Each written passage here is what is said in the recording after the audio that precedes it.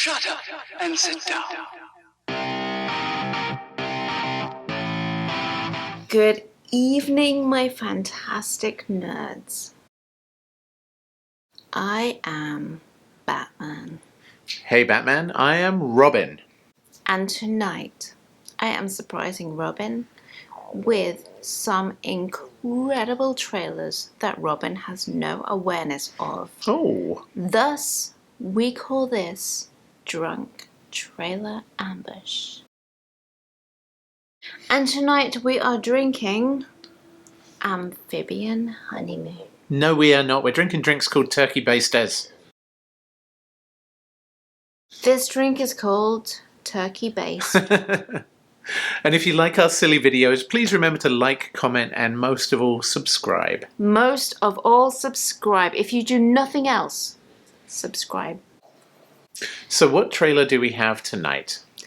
Tonight we have a trailer which will completely destroy a movie that defined your childhood. Oh no. Oh yes. This was a surprise discovery. I did some deep diving this afternoon.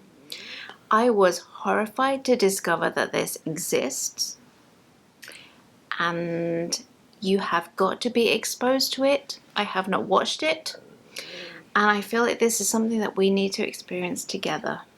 Okay, I am terrified and somewhat aroused. This is going to be a shared trauma, and you guys will share this trauma with us. Let's do it then. Let's watch the trailer. In the 80s, he was a national treasure. That's a knife. Rising to international stardom. One word. Hoax. And then, he was gone. Now Hollywood is calling for one last adventure. You want to introduce your son, a Dundee Jr. Will Smith. Oh, I can't believe it. Believe it, Paul. He wants to play your son. Yeah. You did what? Didn't do anything. I mean, you've got Oh to my think about your God. legacy. Legacy? We ask where the man from down under has been hiding.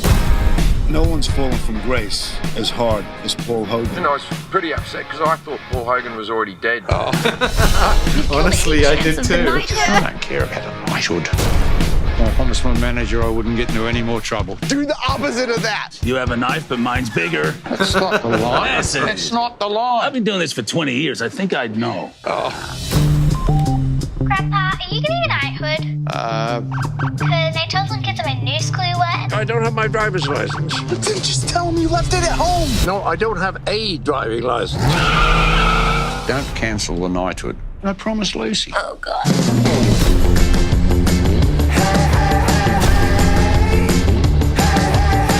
No way. I was nominated for an Academy Award once. Could have been acting. No offense. Hi, Livy! What are you two guys doing next Tuesday night? Do you guys want mints or... Oh, fine for now, John.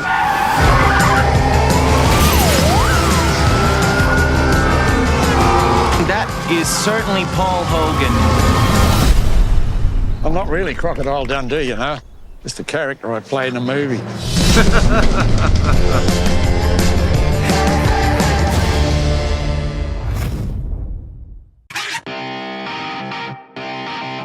So, I have just exposed you to the very excellent Mr. Dundee. What do you Yes. think? You know, I don't know why you thought that was going to be traumatic. I mean, it's not like the Crocodile Dundee movies was some super serious movie that everyone got behind. Like, they were really fun and silly, and like, I enjoyed them, but they weren't, you know, there's no cult following of Crocodile Dundee fanboys who are going to be pissed off by this. But I remember that one summer where every single kid in my school was walking around saying, "That's not a knife. This is a knife."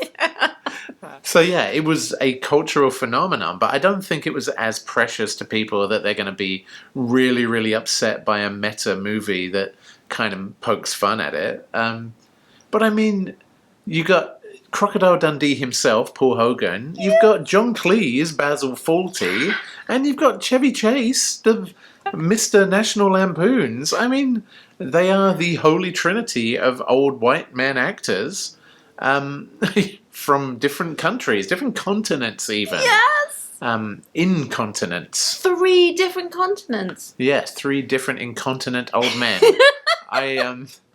Yes. I don't know. That's not based on fact. Don't quote me or sue me.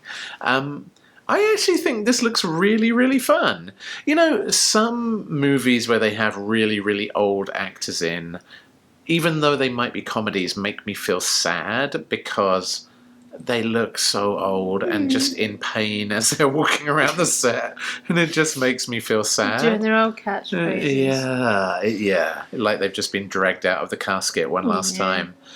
But this doesn't look like that. It looks really, really fun. And, you know, these are comedy powerhouses. I mean, love or hate Chevy Chase. You know, John Cleese has always been hilarious. And I honestly thought Paul Hogan was dead. I didn't know he was still alive either. And, you know, if Bill and Ted Face the Music has taught us nothing else, is that you can drag these old franchises out and they can still be really, really fun if you do them the right way. So I'm actually genuinely excited by the excellent Mr. Dundee or whatever it was called. Are you impressed that I found a movie that you hadn't heard of? You know, I think I had seen the title of this in some places, but just hadn't even really twigged what it was. I honestly had no idea that it was going to be this. So I am suitably impressed. When does it come out? The future? I don't know. Summer. Summer. Cool. No one knows. Yeah.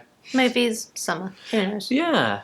You know, I guess it was Crocodile Dundee 2 where he came to America. Yes. And he was in a limo and it had like a boomerang-shaped thing on the back and he snapped the boomerang thing off the back of the limo and he just stopped in like the middle of Hollywood or something and went walkabout in, maybe it was like Long Beach or somewhere in like a super sketchy area in whatever, 80s or whatever that was. And I just remember thinking, how cool is it that you could just stop a car anywhere and just walk anywhere you wanted? And especially in America where the country's so big, you could walk to Canada or Alaska or Mexico or like Argentina or so. I don't know.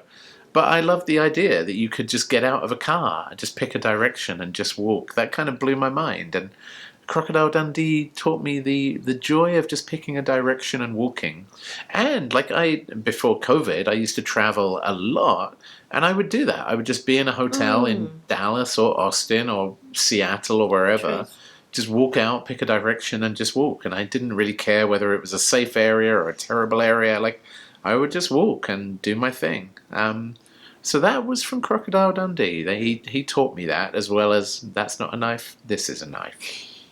That's a decision on the amazing story of Paul Hogan. That's what that was called. Yep. Mr. Hogan's neighborhood. Mr. Hogan's neighborhood. That's not a neighborhood. This is a neighborhood. Well, friends, I hope you will join us next time in Mr. Nerd Safari's neighborhood. Because we will be back tomorrow, because we do this every single day. Every day. On Drunk Trailer Ammo. Peace out, nerds.